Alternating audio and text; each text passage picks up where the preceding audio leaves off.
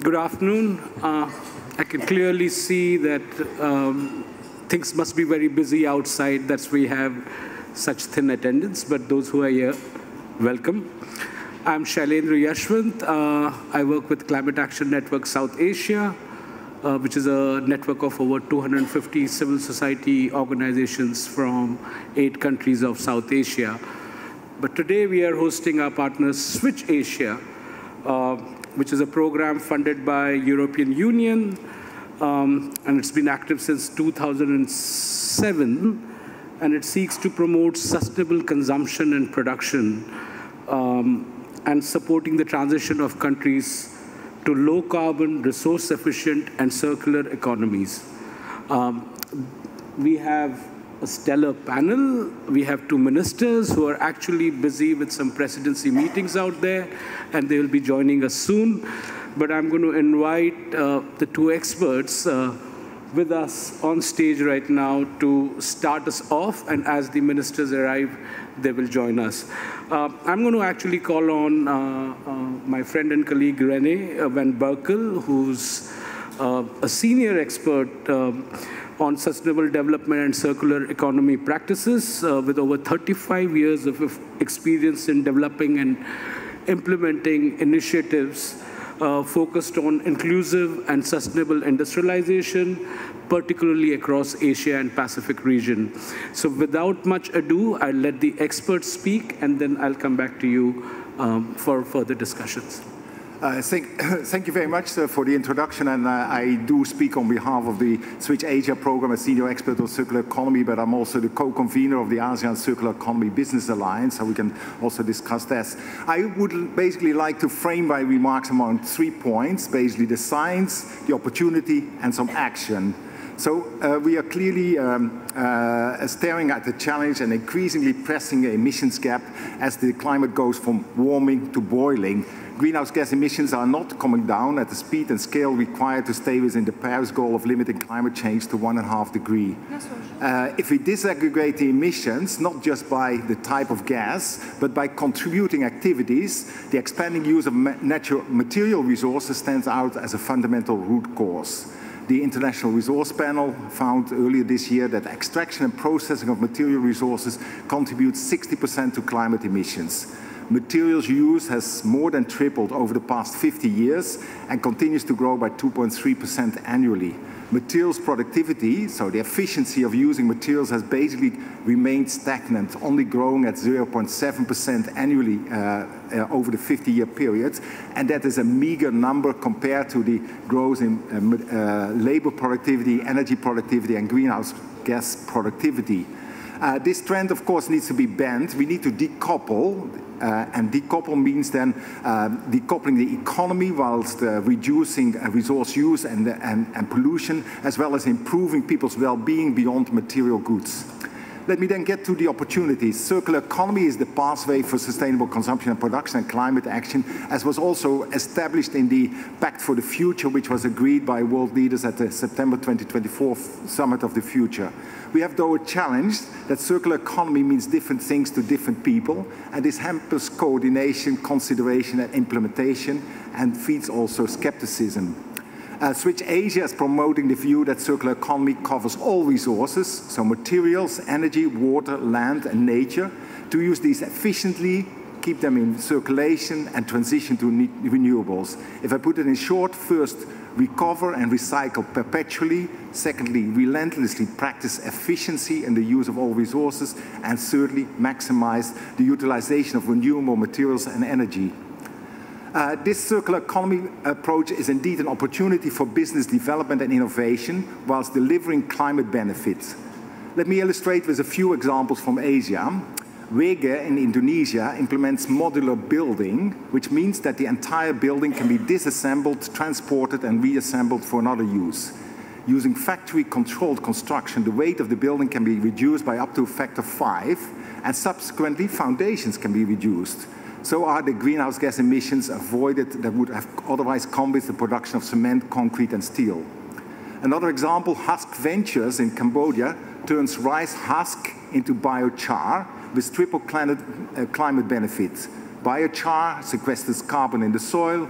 It improves the efficiency of fertilizer use, which limits then the nitrous oxide emissions, and avoids rice husk from rotting away, thus limiting methane emissions. CANCRE in India produces nanocarbon materials from coconut shells for use in lithium-ion batteries.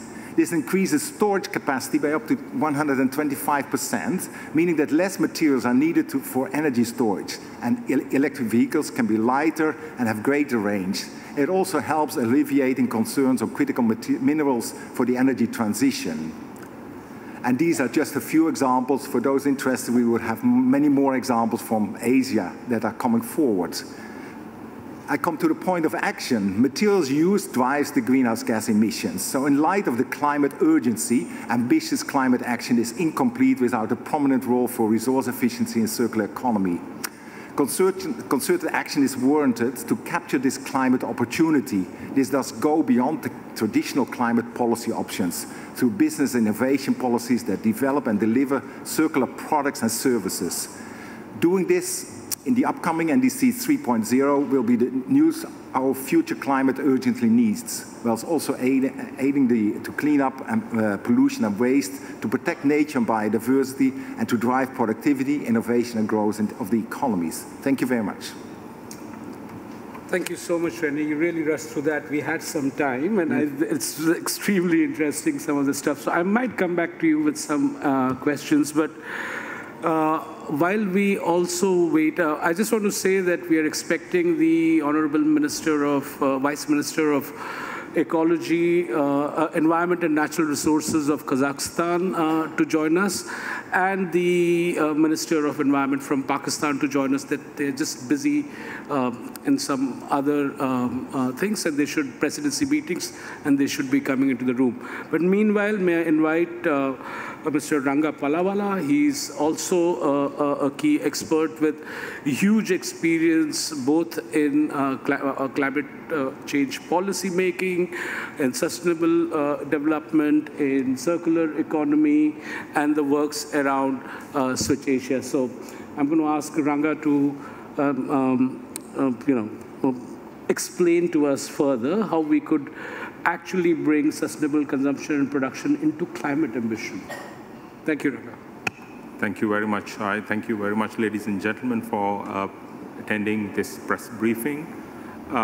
We all know that the COP is particularly important into two aspects. One is we are trying to advancing the Paris Agreement and achieving the Paris Agreement objectives. We should conclude the global stocktake process in this, the COP, as well as provide guidance to the countries to updating their next NDC cycle, popularly known as NDC 3.0. And during the GST process, we have heard one single message from all the stakeholders, the scientific community, the policymakers, the countries, the citizens, that we are not doing sufficiently to meet the temperature goals as well as the adaptation targets that we set to make this planet a livable place.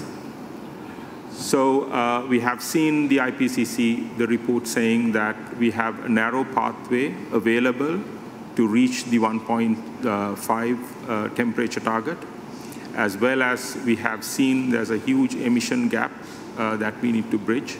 At the same time, we have seen the adaptation requirement is exponentially increasing. So these are common things. So that means the conclusion is likely to be in the global stocktake is that we need to capitalize on all the possible options to make sure that we do adequate amount, adequate numbers, adequate actions for climate change mitigation, adaptation, and resilience building. So based on what René mentioned, we see the linkage between the resource use and the resource efficiency and climate change has not getting sufficient attention in the process of policy making as well as setting climate ambition in the countries. So what we are urging is that provide adequate attention to this important scientifically proven fact that we need to unearth a little bit more the relationship between the material and the climate change and try to capitalize on all the opportunities we have. We all know the national determined contributions, the building block of Paris Agreement has been agreed to provide the countries with an opportunity to mainstream climate ambition, climate action with their national priorities, national sustainable development priorities. So we see a huge potential from various aspects the countries can capitalize on, linking the material use efficiency, circular economy into their climate ambition. So NDC 3.0, as well as some countries are also moving into low emission long-term development strategies, LT-LEDs, and those two options are giving a golden opportunity to the countries to see and use this linkage to get more ambitious targets out of this. And as René mentioned, there's a huge link between the resource, the material use, and greenhouse gas emissions. But at the same time, when we are working in across 40+ countries in the Asia-Pacific region, what we have seen is that there's a huge link with the adaptation and resilience building too. Because if you look at all the adaptation actions in the countries, in the NDCs, the former generation of the NDCs, most of the adaptation actions required material resources. It could be construction, the buildings, infrastructure, water, even make sure that the industries and the businesses and livelihoods are resilient. And all these things need a lot of material, which has not been accounted adequately.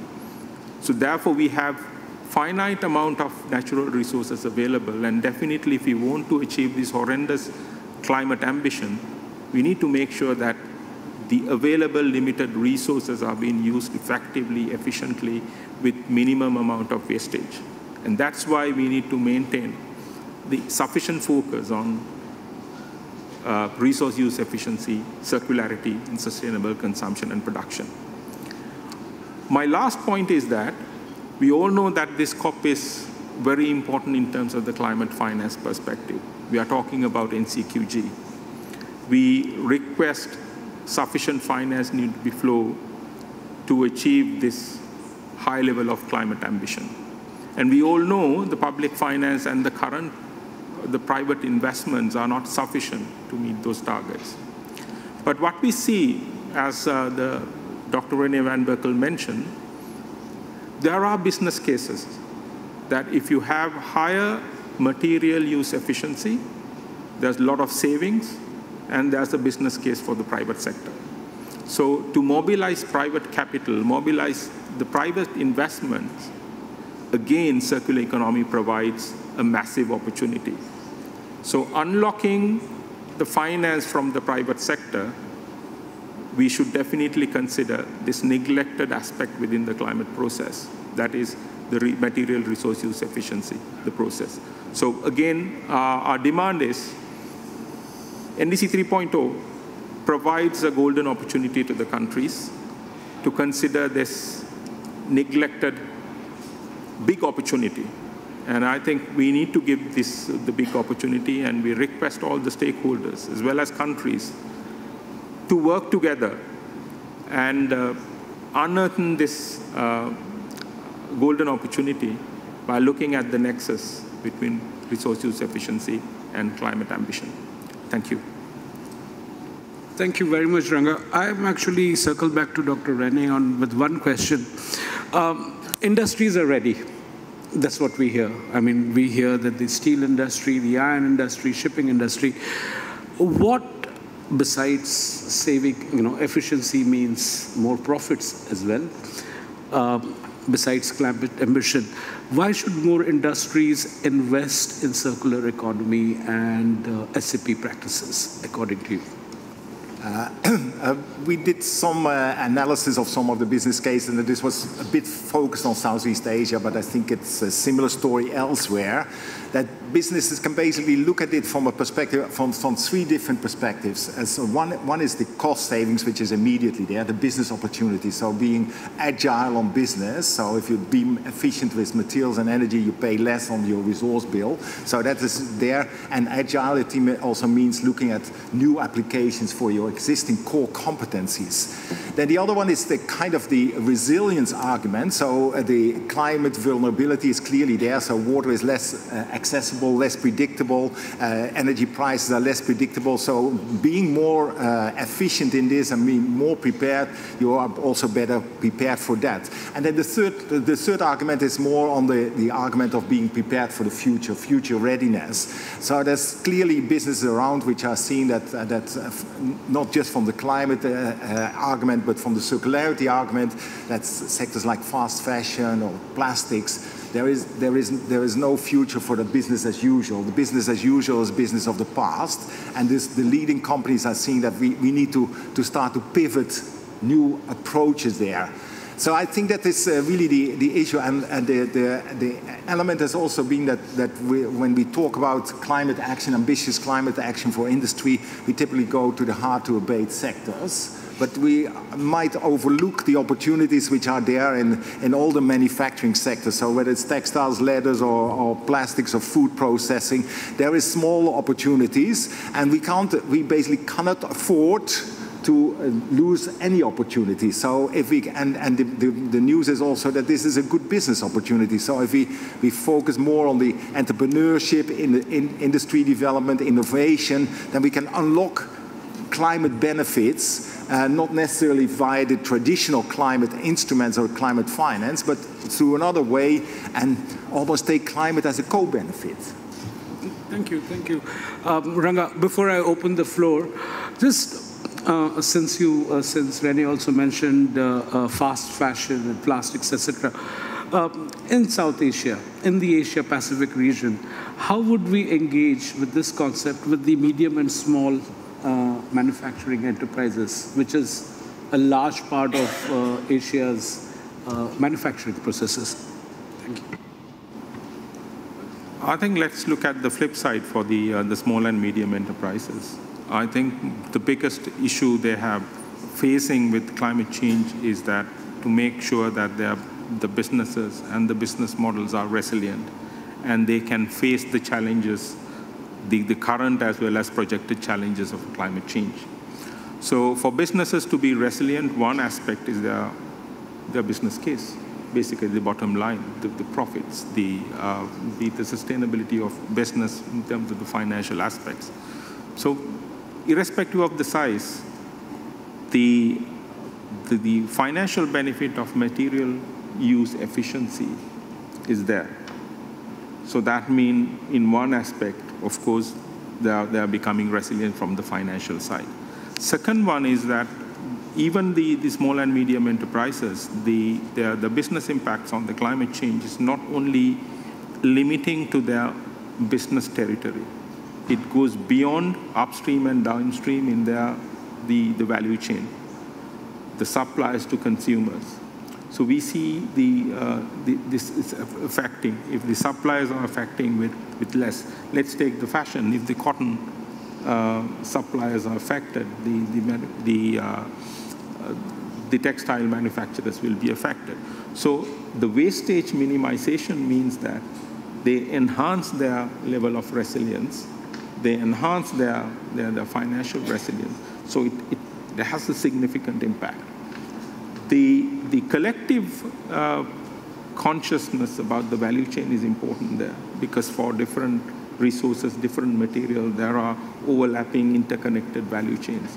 So collectively, the impact is big, and that's why we need to consider that. I could see you getting excited with that question, so please. I think for SMEs, the small and medium-sized enterprise, which is basically more than 90% of the businesses in basically every country in Asia and the Pacific, it could be up to 95%. So really the issue is a lack of awareness on what is the right solutions and a lack of orientation on this. So with focused efforts, and we've seen that from our work in South Asia and so on, we can kind of come to more customized solutions for groups of enterprise, and then look at upscaling this. So the kind of standardizing, so we take the risk out for the MSME entrepreneurs, and once we standardize, we can also go for lower cost prices, so then also the suppliers can come down with the price, and then there's the risk is out, and then finance and technology can flow. And this is not for high-end technologies, but just think about, I'd like to take the example of, consider how many ceiling fans are running everywhere. So if we just bring those down, the energy efficiency of ceiling fans by 60 or 70%, which is quite possible with energy efficient ceiling fans, and then we think about the millions of fans which are running around the world, and these are opportunities like we've also seen with LED lighting, for example. So we cannot just focus on how do we get to net zero carbon, or net zero steel or cement, but how can we progress on also some of the smaller things which also MSMEs are developing and manufacturing. Yeah, thank you, thank you. I think I'll open the floor to any questions. I also heard that the presidency meeting is over and our ministers are on their way, but I think we might run out of time, so we could meet them outside. But meanwhile, any questions to Dr. Rene and Mr. Rangapalawala, please. Thank you. I'm Janet Swim from the United States at Penn State. I'm wondering how and if you engage the behavioral sciences in your work to be thinking about consumer demands, consumer preferences, uses for products, and education of consumers, if there's any way that you are engaging the behavioral sciences. I think there is, we've spoken more in this session on the production side and the circularity side. And there, behavioral sciences may be playing less of a role, but there is also, of course, the sustainable consumption side. So how do we ensure that products are used in a proper way, that we extend the use, and that's also part of the circularity agenda. And I can see, and that's maybe a work that's maybe less emphasized in Switch Asia, but there is work going on how can we apply behavioral sciences to change also sustainable consumption behavior. So that is clearly there. So how can we edit out undesired changes? How can we create facilitators and enablers for sustainable consumption practices and so on? That is maybe not yet so much the focus in circular economy, which is more on how do we get circular products and services in the market in the first place.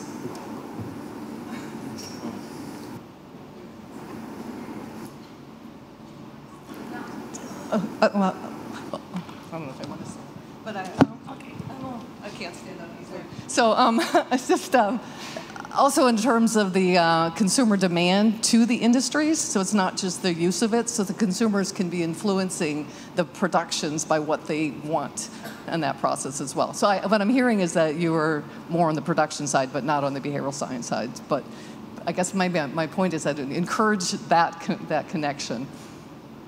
But I think there is also quite a long way between the consumers who are buying a pair of jeans in Europe or Japan and the manufacturers in Bangladesh or in any other place in Asia. And the translation of this consumer demand is still an issue which we have to look at. It's not only consumer behavior then coming to the shop and asking for zero carbon jeans or so, but how we can then translate this back through the supply chain. That's also what Ranga was referring to. May I add a point there? And we have seen some of the countries where we are working in the Asia Pacific have done their sustainable consumption and production strategies, policies, and action plans. And if you look at carefully their SEP action plans and strategies, it's not only from the production angle, they are looking at the demand as well. And one of the important things that we are looking at, of course, there should be a balance. And when we are looking at, it's a complex problem, but we are looking at the balance, of course, the developing countries has the more opportunities to incorporate the circular economy and sustainable consumption and production aspects into their ambition, the parts and the consumption aspect. Of course, we need to think in a broader sense. But I do agree there's a link, and the countries have recognized that, and certain aspects have already been included that. That's why we're saying that when we integrate the SEP and circular economy into NDCs, it's quite easy to some of the countries because they have already done this planning and hard working of how to do it. So it's a matter of building on that. Let's take about SDG 12, responsible consumption and production targets of the countries. So countries have put a lot of efforts to articulate and design and strategize and put indicators there. So I think we have that opportunity. So it's ready-made options are there for the countries to take up and integrate into the NDCs. So this is the opportunity we see as of now. Thanks. Any more questions? Yeah. We just have a minute left, so Arvind, very quickly. Very quickly. So I'm Arvind and I work in cities. My question is that we debated a lot on industry, where the production comes from, so on and so forth. But how do we look at circular economy of where we live, how we travel, essentially talking from a city's perspective? And how do you think that cities and urbanization will have a role, and does it reflect in the policies that exist right now? Yeah, I think cities have a role because cities are ultimately, in many cases, are the custodian or the responsible for waste management. And I think that waste management, even though many people are still associating circular economy with recycling, that's not the right way. Recycling is not the circular economy. Recycling is the last resort in circular economy. But we need to create sustainable waste management plans in the cities, and that's an urban agenda.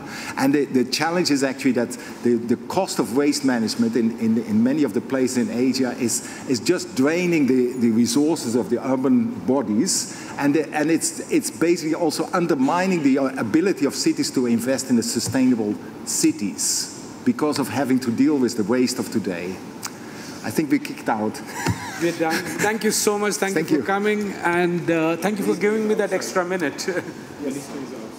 The minister is outside for those of you who would like to come and talk to her. Thank you very much. Have a wonderful evening. Thank you so much for the action. No, I think that was